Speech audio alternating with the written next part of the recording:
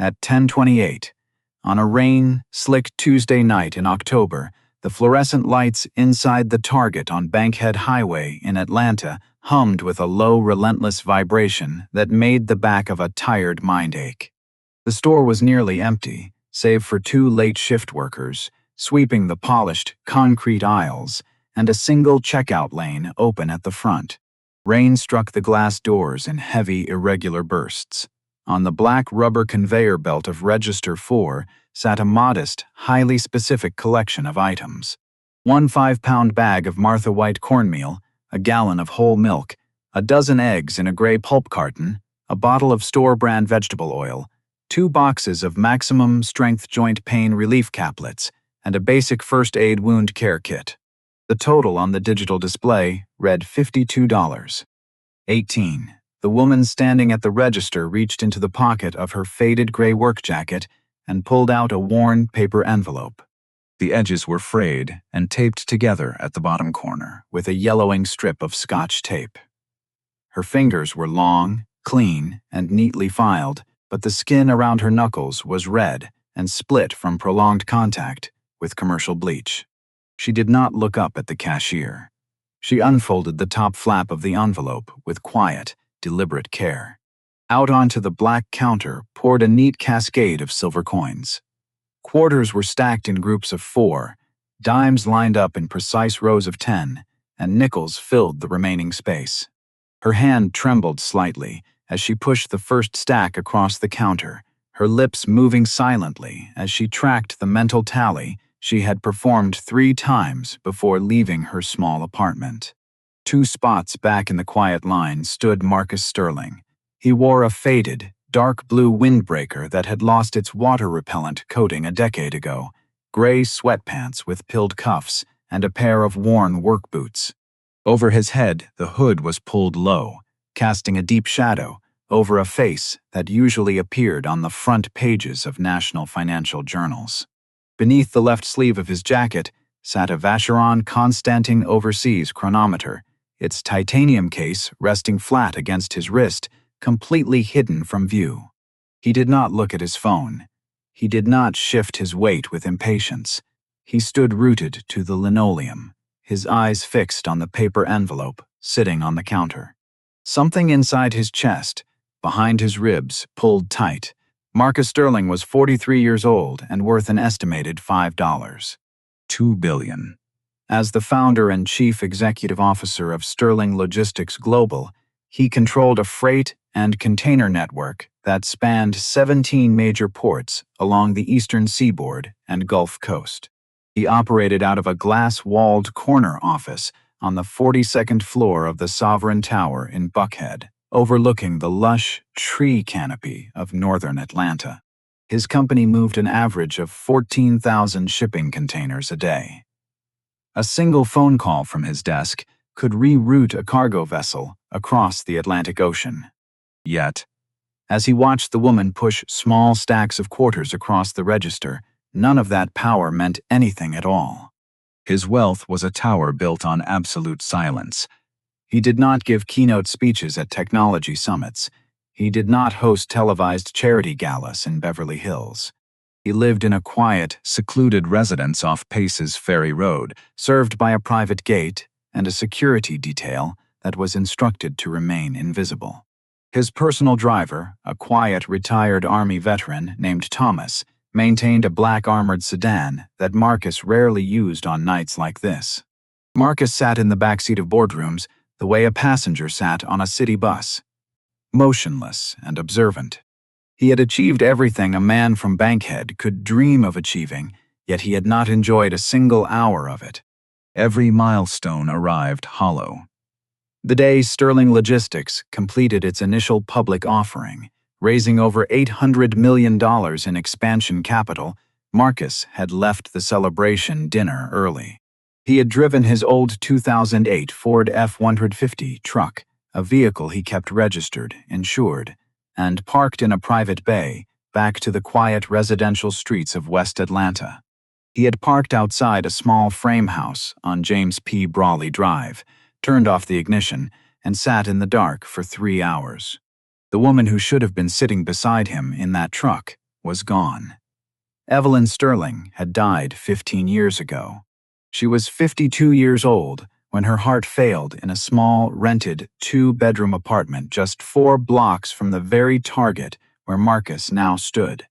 At the time of her death, her primary checking account held $38.50. Her refrigerator contained a jar of mayonnaise, half a loaf of store-brand white bread, and a carton of eggs she had purchased for a son who was out working 18-hour shifts trying to secure his first commercial trucking lease.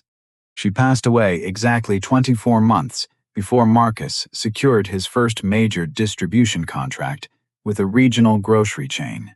24 months too early. That 2-year gap haunted Marcus with the weight of an unpayable debt. It was a mathematical reality that no balance sheet could alter. For 23 years, Evelyn Sterling had worked 2 full-time manual jobs to keep a roof over her son's head. From 5 in the morning until 1 in the afternoon, she worked as a seamstress in a textile alteration shop near downtown Atlanta. From 3 in the afternoon until 11 at night, she stood behind the fryer at a soul food diner on Donald Lee Hollowell Parkway, dipping poultry into seasoned flour until her wrists swelled to twice their normal size. She returned home every night, smelling of hot cooking oil and heavy industrial starch. Her back was permanently bowed from hours over a sewing machine, yet her posture remained rigid whenever she walked through her front door. Every night, regardless of how late she arrived, she would walk into Marcus's small bedroom, adjust the blanket over his shoulders, and whisper the same phrase into the dark room. "Eat your dinner, Marcus." Mama already ate at the kitchen. She had never eaten at the kitchen. She drank tap water, wrapped her small portion in foil for his breakfast the next day, and went to sleep on an empty stomach. Every year on October 22nd, the exact date of Evelyn's passing, Marcus dropped the Billionaire. He instructed his executive assistant, a sharp woman named Sarah, who had been with him since the beginning, to clear his schedule completely. No calls were forwarded, no documents were signed. He put on his faded windbreaker, took the keys to his 20-year-old Ford truck, and drove down toward Bankhead Highway. He visited the grave at Greenwood Cemetery, laying a small bundle of yellow chrysanthemums against the gray granite marker. He sat on the damp grass until the autumn chill soaked through his trousers, listening to the distant rumble of the freight trains crossing the rail yards. After leaving the cemetery, his ritual always ended at the same location. He walked through the doors of the Target on Bankhead, navigating the aisles where his mother had spent decades calculating prices down to the exact fraction of a cent.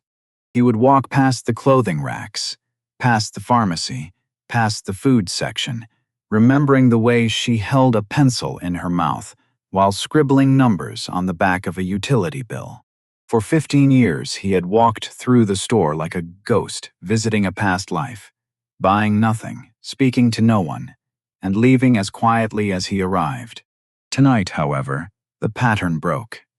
As Marcus stood behind the woman at Register 4, watching her count out the silver coins from the taped envelope, he felt the heavy silence of his 15-year ritual shatter. The rain outside drummed hard against the roof overhead.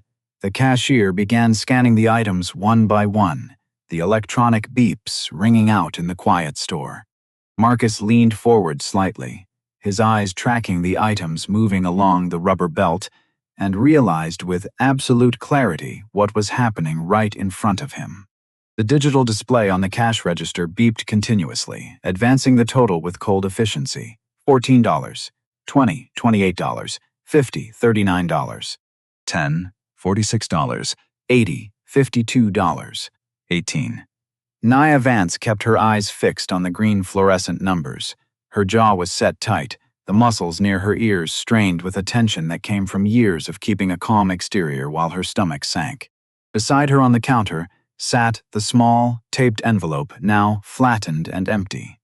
The cashier, a middle-aged woman named Brenda, wearing half-moon reading glasses, swept the coins across the counter into her palm, counting them in quiet groups. The sound of metal hitting metal rang out in the quiet lane like tiny metallic apologies. Behind Marcus, a man wearing a red baseball cap shifted his weight from one foot to the other, letting out a loud, heavy sigh that echoed under the high ceiling. A woman, 2 steps further back, pulled out her smartphone, tapping the screen with sharp, theatrical taps of her fingernails, the universal language of public impatience. Naya did not turn around. She did not flinch. She stood straight, her chin level, her shoulders squared, inside her faded work jacket, holding herself with a fierce, quiet dignity that acted as armor against the glances of strangers. Marcus recognized that posture instantly. It was the exact stance his mother, Evelyn, had assumed every Thursday night when the math at the counter did not favor her. Brenda finished counting the coins, cleared her throat, and looked up at Nia. "You've got $47.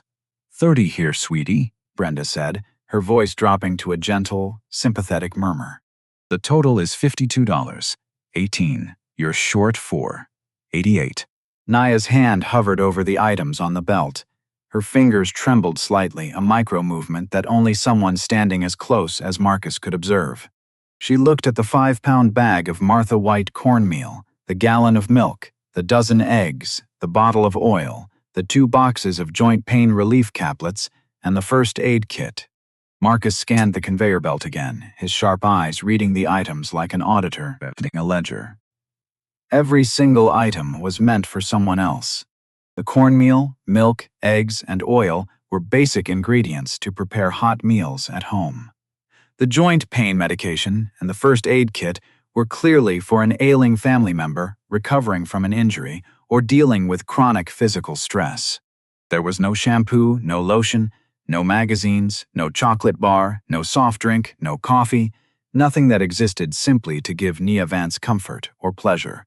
She was spending her last, carefully collected cent on the survival of her household while depriving herself of everything.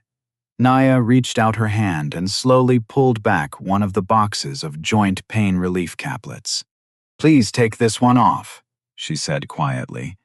Her voice was flat, devoid of emotion, the voice of someone who had practiced yielding to disappointment until it became second nature. The sight struck Marcus directly in the chest with the force of a physical blow. The quiet aisle faded away, replaced by the ghost of a night 28 years earlier. He was 15 years old again, standing in this exact same store, under these exact buzzing lights. His mother, Evelyn, had stood in Nia's exact position, holding a faded paper envelope filled with quarters and dimes. She had been short $3.60 for their week's groceries. He remembered the burning shame in his teenage throat, the way his mother had stood perfectly still, and the way she had gently pushed back a small jar of instant coffee, the only thing she had picked out for herself, so that his school supplies could remain on the belt. Marcus stepped forward. The movement was instant, uncalculated, breaking the strict protocol of emotional distance he had maintained for 15 years. He pulled a plain blue debit card from his windbreaker pocket, bypassed the divider on the counter, and placed it onto the card reader before Brenda could void the medication. "Leave the pain medicine on the bill," Marcus said. His voice was low, deep, and steady, carrying the quiet authority of a man accustomed to directing operations without shouting. "Ring it all together." Nia turned her head sharply. Her dark eyes, framed by deep circles of fatigue, met his with an immediate defensive intensity. There was no relief in her face, no warmth, and no ready gratitude. Instead, her posture stiffened even further, her eyes narrowing as she assessed the man standing behind her in the faded windbreaker. "Excuse me, sir," Nia said, her voice dropping an octave, clear and firm. "I don't need charity. I can manage my own shopping." Marcus looked at her directly. He did not smile. He did not adopt a patronizing tone. He kept his hands in his pockets, standing in a way that offered no threat and claimed no superiority. "It isn't charity," Marcus replied quietly, ensuring his words were heard only by her and the cashier.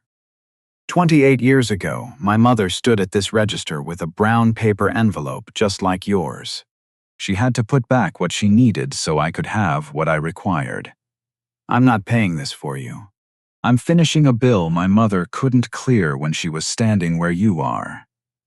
Nia blinked. The defensive edge in her eyes flickered for a fraction of a second, caught off guard by the raw, unvarnished grief beneath his calm voice. She looked at his faded windbreaker, then down at his plain blue card, and finally back at his face. She saw no arrogance, no desire to play the hero, only a deep, familiar pain that matched the weight she carried every day. Brenda processed the card. The terminal chimed softly, displaying the word approved. The cashier quickly bagged the items in thick plastic sacks and handed them over the counter. Nia accepted the bags in silence. She looked at Marcus one last time, her lips pressed into a tight, hard line. "Thank you, sir," she said softly, her voice carrying a fragile, guarded edge. "May God bless your mother." Nia picked up her bags and walked toward the sliding glass exit doors. Marcus stood at the register, holding his unbought 5-pound bag of cornmeal, watching her silhouette move out into the heavy Atlanta rain. The autumn rain poured heavily over the concrete parking lot of the Target on Bankhead Highway, turning the asphalt into a dark, reflective mirror. Marcus Sterling followed at a discreet distance, his hood pulled down to shield his eyes. He stayed 3 rows of parked vehicles behind Nia Vance, his boots making no sound against the wet pavement. Nia walked directly toward a 2004 Honda Accord with peeling clear coat and a missing passenger side hubcap. Inside the vehicle, sitting in the front passenger seat, was a young woman of 20 named Maya. Maya's right leg was wrapped in a rigid medical brace, resting stiffly against the dashboard, the result of a severe knee ligament tear from a warehouse accident 3 months prior that had left her unable to work. Marcus paused behind the damp tailgate of a parked pickup truck, close enough to hear as the rain drummed against the metal roofs around them. Nia opened the rear door, set the heavy grocery bags on the floorboards, and pulled out a foil-wrapped package containing 2 warm cornmeal biscuits she had purchased from the store's bakery counter. She handed the package through the open door to Maya. "Here, eat these while they're warm," Nia said, her voice carrying over the sound of the rain. Maya took the foil package with eager hands, unwrapping it to reveal the steaming biscuits. She took a large bite, then looked up at her older sister standing in the rain. "Did you get something for yourself, Nia? You've been on your feet since 5 this morning at the diner." Nia leaned against the doorframe, offering her sister a soft, reassuring smile, a smile that did not reach her tired eyes, yet carried absolute conviction. "I already ate at the restaurant while I was prepping the morning stew, Maya. I'm completely full. You go ahead and finish those." Standing 30 feet away in the shadows, Marcus felt his breath catch in his throat.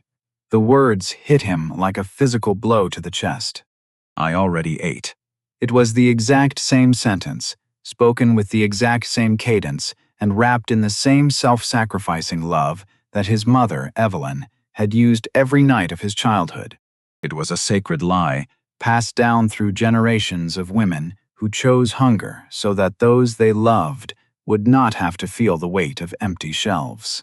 Marcus turned away, pulled the keys to his old Ford F-50 from his pocket, and got into the cab. His hands shook as he gripped the steering wheel. He did not start the engine immediately. He sat in the dark cab, watching the red taillights of Nia's Honda Accord fade into the heavy Atlanta traffic, knowing with absolute certainty that he could not simply walk away. At 7:30 the following morning, Marcus sat behind his polished mahogany desk on the 42nd floor of the Sovereign Tower in Buckhead. Below him, the glass and steel metropolis of Atlanta stretched out under a clear morning sky. He pressed the intercom button on his desk. "Sarah," Marcus said calmly, "I need a background verification, not a criminal check, a situational and educational profile. I have a license plate number from a 2004 Honda Accord." "Sarah," His trusted executive assistant of 12 years noted the numbers without question. By 2 o'clock that afternoon, a thin beige folder rested on Marcus's desk. Nia Vance was 30 years old. Born and raised in West Atlanta, she had graduated from Booker T. Washington High School with a 3.8 grade point average. She had enrolled at Atlanta Technical College, completing 4 semesters toward an associate degree in supply chain and logistics management. Her professors had documented her as an exceptional student with a rare natural aptitude for spatial organization and inventory flow. However, 2 years into her program, her mother had passed away from chronic kidney disease, leaving Nia as the sole guardian and provider for her younger sister, Maya. Faced with funeral expenses, back rent, and a household to support, Nia had withdrawn from college. For the past 6 years, she had survived by working 2 exhausting physical jobs: prep cook at a soul food restaurant on Donald Lee Hollowell Parkway from 6 in the morning until 2 in the afternoon, and night janitor at a commercial office complex in Buckhead from 5 in the evening until midnight. Marcus closed the folder. He stared out at the container yards visible in the distance near the rail lines. He knew that if he simply sent Nia a check or paid off her back bills, her fierce pride would compel her to reject it. She did not want pity. She wanted standing. 3 days later, a certified letter arrived at the small apartment on James P. Brawley Drive. It was not a grant, nor was it a charitable donation. It was a formal invitation from the Human Resources Department of Sterling Logistics Global, addressed directly to Nia Vance. The letter stated that based on her past academic record at Atlanta Technical College, she had been selected as a candidate for the Sterling Logistics Work-Study Career Advancement Program, a competitive, paid professional track that offered a full-time wage of $24.50 per hour, comprehensive health care coverage, and full tuition coverage to complete her logistics degree during evening sessions. Nia sat at her small kitchen table, holding the letter in her hands. She read the terms 4 times, her eyes scanning every line for a catch, a hidden cost, or an implication of charity. Finding none, she saw only an open door, a legitimate, hard-earned opportunity based on the grades she had fought for years ago. The following Monday, at 8:00 a.m., Nia Vance walked through the glass doors of the Sterling Logistics Operations Center in South Atlanta, dressed in a sharp, pressed dark suit she had bought at a thrift shop, ready to reclaim her life.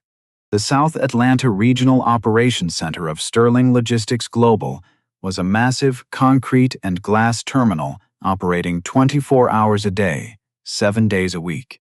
Inside the main dispatch hall, a continuous bank of high-definition digital monitors tracked the real-time movement of over 1,400 long-haul tractor-trailers across 37 states. The air inside the room was cool, filled with the steady hum of computer servers, the quiet click of mechanical keyboards, and the low, hushed tones of dispatchers speaking into headsets. For Nia Vance, walking into this room on her first morning was like stepping into a command bridge of a ship she had only ever seen from the dock. Her transition into the corporate structure was far from seamless. While the Sterling Work-Study program had given her a legitimate desk on the second-floor logistics planning deck, it could not shield her from the quiet, sharp skepticism of her immediate supervisor, a senior route planner named Vance Reynolds. Reynolds was a 52-year-old corporate veteran who had spent 20 years climbing the company ladder. He looked at Nia's background, 6 years as a night shift janitor and prep cook, and saw an affirmative action project rather than a peer. On her 3rd day, Reynolds dropped a thick, printed binder containing 420 pages of raw fleet fuel audits onto her desk with a heavy thud. "These are the secondary regional routes for the Southeastern Corridor," he said, without making eye contact. The automated system flagged a 4.2% fuel variance between the Savannah port and the Atlanta inland hubs. "I need every manual manifest cross-referenced against driver logbooks by 5 p.m. today." If you can't handle the math, let me know now. Nia did not look up to complain. She did not argue, nor did she run to human resources. She adjusted the cuff of her thrift store blazer, opened her spiral notebook, pulled out a red pen, and went to work. What Reynolds did not realize was that 6 years of counting pennies at midnight, managing a household on a $14.60 an hour wage, and balancing 2 jobs while caring for an injured sister had turned Nia's mind into a razor-sharp ledger. She understood numbers not as abstract metrics, but as physical realities. She knew exactly how many miles a truck could cover before its tires degraded, because she had driven an old Honda with bald tires for 4 winters. By 4:15 p.m., 45 minutes ahead of Reynolds' deadline, Nia walked into his glass office. She placed the binder on his desk, along with a 3-page, handwritten summary sheet.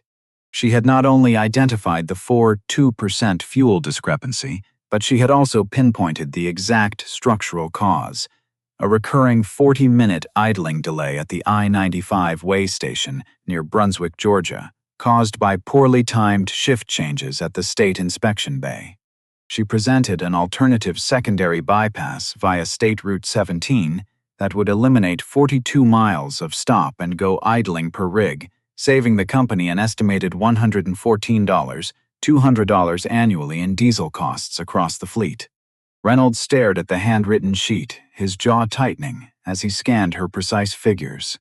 He opened his mouth to find a flaw, found none, and simply closed the binder. "Good work," he muttered coldly. "Get back to the evening queue." For 4 months, Nia maintained a schedule that would have broken a lesser spirit. She woke at 5:30 a.m., cooked a nutritious breakfast for Maya, and ensured her sister performed her physical therapy exercises for her healing knee. She worked her 8-hour shift at Sterling Logistics from 7:30 a.m. to 4:00 p.m., from 5:30 p.m. until 9:15 p.m., 3 nights a week. She sat in the lecture halls of Atlanta Technical College, taking advanced courses in supply chain analytics and industrial fleet dynamics. She returned home past 10 p.m., ate a quick meal of boiled eggs and cold rice, and studied until 1:30 a.m. by the light of a small desk lamp while her sister slept. Her eyes were perpetually rimmed with red, her skin pale from exhaustion, but her spine remained as straight as an iron rod. The true test of her character and intellect arrived on a bitter Friday night in early November. An unexpected, unseasonable ice storm swept down from the Appalachian mountain range, blanketing northern Georgia and eastern Alabama in a thick layer of black ice and freezing rain. By 10 p.m., major arterial highways were closing down. Power grids across 3 counties collapsed under the weight of ice-laden pine trees. Inside the South Atlanta Dispatch Center, red emergency lights flashed across the main wall monitors. At 11:14 p.m., a main transformer outside the facility exploded, triggering a power surge that breached the secondary backup systems. The automated central dispatch mainframe, the digital brain that monitored and routed every vehicle in the fleet, went completely dark. Chaos erupted in the dispatch room. Phones rang incessantly. Less experienced dispatchers shouted over their headsets, unable to access digital route maps or vehicle tracking frequencies. Vance Reynolds stood in the center of the room, his face pale, sweat glistening on his forehead as he tried to pull up offline emergency files on a lagging backup laptop. "We have a primary critical shipment stranded on Interstate 20 West," a dispatcher yelled across the room. "Convoy Delta Niner. 3 refrigerated trucks carrying $84 million worth of temperature-sensitive pediatric vaccines and emergency surgical supplies bound for regional trauma centers in rural Alabama. The refrigeration units on those trailers run on auxiliary diesel generators with an 8-hour battery life. If those trucks sit idle in the sub-zero wind chill for more than 3 hours, the cargo will freeze solid and be completely destroyed." Reynolds grabbed his radio handset, his voice cracking with panic. "Driver 402, what is your exact mile marker?" Can you bypass through the Douglasville exit? Static hissed through the speaker. We're blind out here, dispatch. I-20 West is completely blocked by a jackknifed tanker at mile marker 37. The state patrol is turning everyone back, but the secondary roads are unplowed ice rinks. We don't know which back routes have low clearance bridges. If we take a 53-foot trailer down the wrong county road, we'll get wedged under a timber trestle. We need a clear route right now, or we shut down the refrigeration and dump the load. Reynolds froze. He stared at a paper road map spread across his desk, his hands shaking as he tried to calculate bridge clearances from an outdated state transit guide. I can't confirm the bridge heights on Route 78 under these weather conditions. Reynolds stuttered, his voice betraying his total paralysis. Hold your position, Delta Niner. Wait for state road crews. We can't wait! The driver screamed through the static. The ambient temperature inside the trailer is dropping. We have less than 40 minutes before the thermal insulation fails. Nia Vance stood up from her desk in the back row. She did not ask for permission. She did not look at Reynolds. She walked calmly to the front of the room, pulled a thick, dry erase marker from her pocket, and stepped directly up to the floor to ceiling glass wall, overlooking the dark yard. Step aside, Vance, Nia said. Her voice was not loud, but it possessed an absolute granite edge that cut through the noise of the room like a blade. Reynolds stared at her, stunned. Nia, what are you doing? You're a work-study trainee. Step back. I worked night shift janitorial routes through Douglas, Carroll, and Haralson counties for 3 years, Nia said. Her eyes fixed on the glass wall as her marker began moving with furious, flawless speed. I know every back road, every timber trestle, every way station, and every drainage gradient between Bankhead Highway and the Alabama state line. I've driven those roads in the dead of winter in a front-wheel drive car with no heater. I know where the ice settles first. The room fell completely silent. Dispatchers stopped talking. Supervisors gathered near the glass wall as Nia rapidly sketched a detailed, hand-drawn topological grid of West Georgia's county road system entirely from memory. Driver 402, listen to my voice. Nia spoke clearly into a master radio headset she pulled from a vacant desk. This is Operations Dispatch. Do not take Route 78. The timber trestle at Little Tallapoosa River has a clearance of 13 feet 6 inches. Your trailer will shear its roof off. I need you to execute an immediate hard right onto Highway 113 south toward Carrollton. It is an elevated asphalt county road with 3% south-facing grade. The salt trucks hit that corridor 2 hours ago, so the ice hasn't bonded to the crown.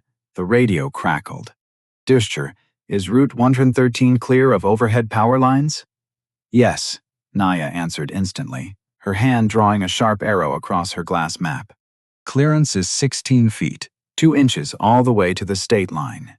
Once you pass the Carrollton bypass, take County Road 16 west. It follows the ridge line, avoiding the low creek bottoms where black ice forms.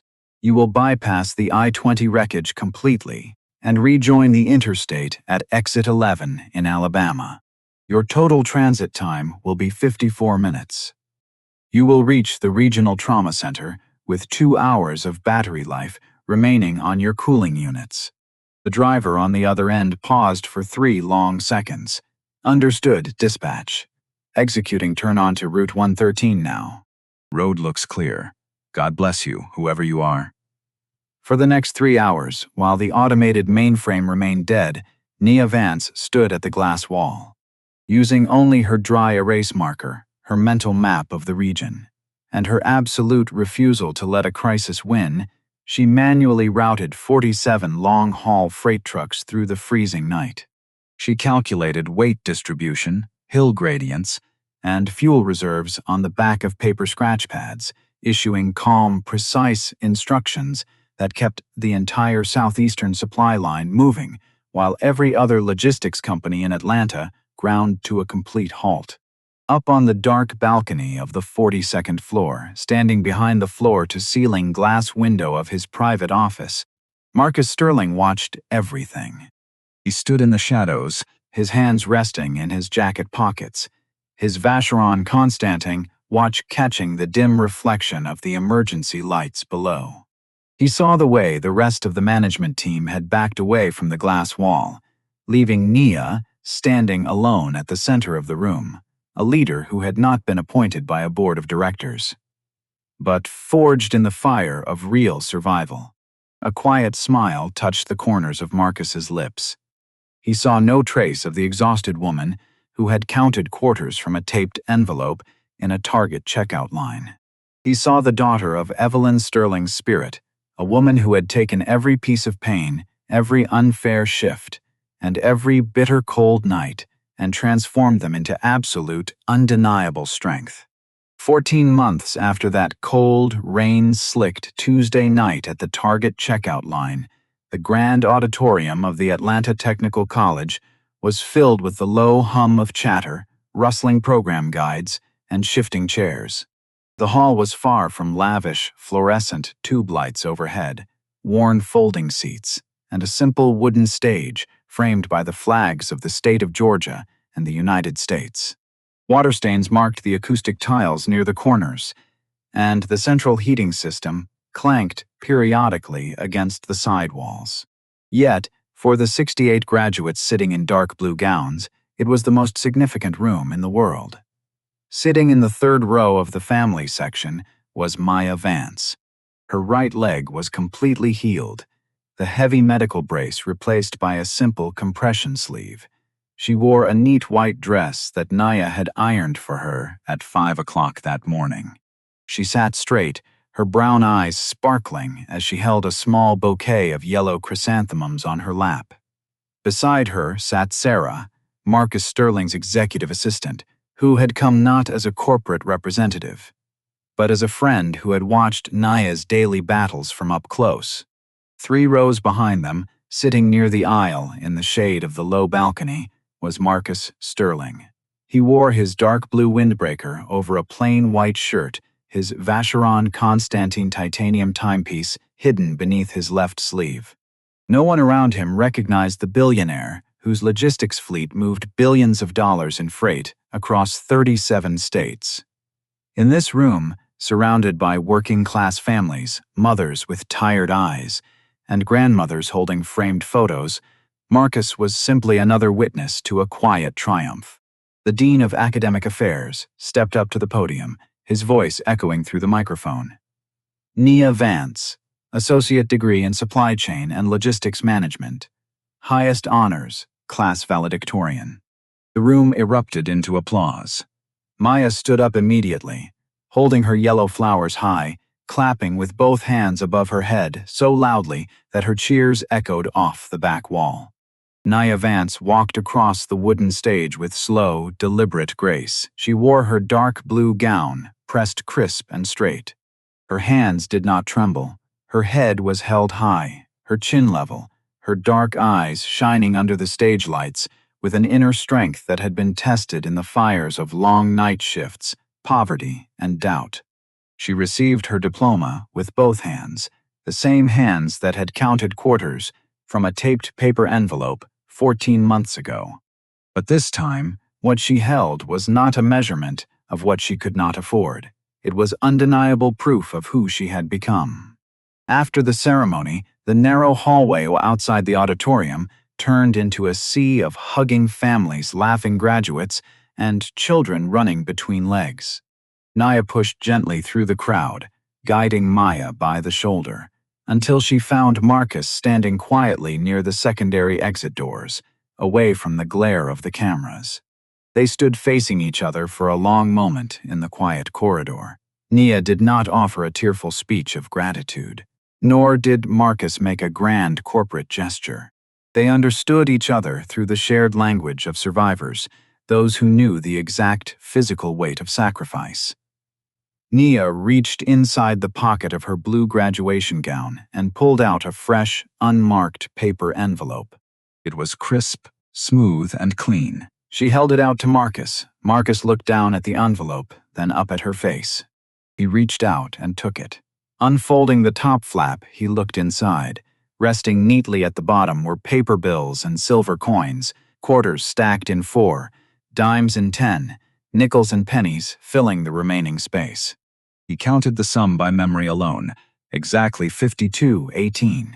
Wrapped around the bills was a small, folded piece of lined notebook paper. Marcus opened the paper. Written in Naya's neat, precise handwriting were 9 words. For the next woman who says she already ate. Marcus stared at the note. A sudden deep knot formed in his throat. His eyes burned with a heat he had managed to hold back for 15 long years. The billionaire, who had negotiated multi-million-dollar maritime contracts with global CEOs, stood in a concrete community college hallway, holding $52.18, completely unable to speak. "My mother taught me that a debt of dignity must always be returned in full," Nia said softly, her voice steady and warm. "You didn't give me charity that night, Mr. Sterling. You gave me a bridge. Now it's my turn to build one for someone else." That very afternoon, Naya was officially named the Regional Director of Freight Operations for Sterling Logistics Southeastern Division, an executive role she had earned through her brilliant crisis management during the ice storm and her flawless academic record. Her first executive initiative was establishing the Evelyn Sterling Foundation for Working Women, a perpetual scholarship and child care assistance program funded jointly by her new salary bonuses and corporate matching grants, designed specifically to support single mothers finishing their technical degrees while working night shifts. 2 weeks later, on October 22nd, the sky over Atlanta was clear and blue, bathed in the soft golden light of late autumn.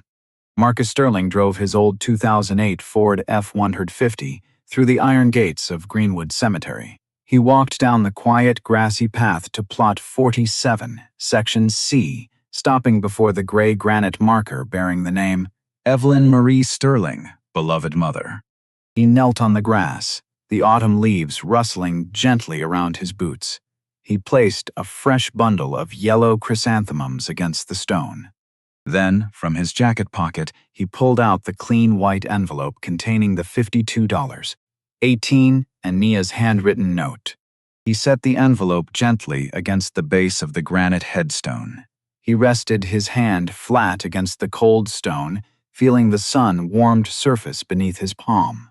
For 15 years, he had come to this spot carrying the crushing weight of an unpayable debt, haunted by the 2-year gap that had separated his mother's death from his first million.